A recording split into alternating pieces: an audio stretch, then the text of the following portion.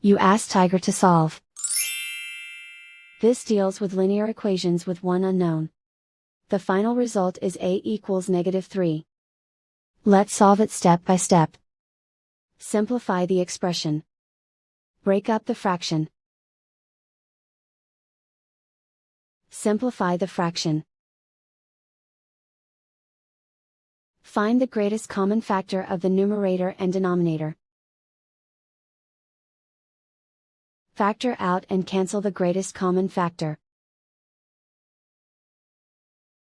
Group all constants on the right side of the equation. Subtract 3 from both sides. Simplify the arithmetic.